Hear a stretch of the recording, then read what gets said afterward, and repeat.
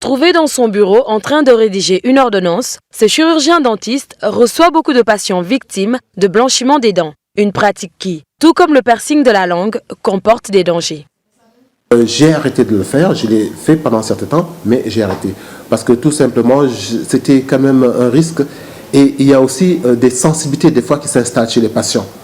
On fait un blanchiment dentaire et quelques temps après, le patient revient avec des sensibilités dentaires. Le piercing, c'est quoi? On perce carrément soit la lèvre, soit la langue pour mettre un bijou.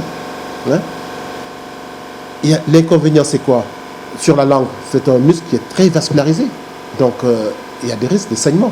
Tranquillement assis dans sa boutique de prêt-à-porter, Talla est un patient du dentiste. Pour lui, le piercing buccal est une tendance importée. Je ne pense pas qu'il y ait un parent qui est d'accord pour le piercing. Moi, je ne le pense pas, naturellement. Ça peut causer des infections.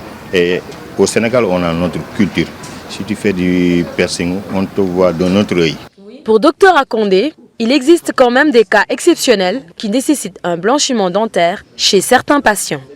Des personnes qui ont subi une dévitalisation, c'est-à-dire on a retiré le nerf de la dent pour des raisons de carie et la dent change de teinte. Des gens qui ont un taux de fluor très élevé dans le sang et qui finit par affecter les dents. Ça donne une fluorose. Oui, pour ces gens, vraiment parce qu'il y a un problème esthétique, ils peuvent le faire. Pour d'autres personnes, comme je disais tantôt, qui ont subi des traitements dentaires ou bien qui ont subi des chocs, une personne qui a subi un choc accidentel et la dent se mortifie. Que ce soit par effet de mode ou juste esthétique, le blanchiment dentaire et le piercing demeurent des actes non recommandés par les spécialistes du domaine, surtout pour éviter des conséquences sur la santé bucco-dentaire.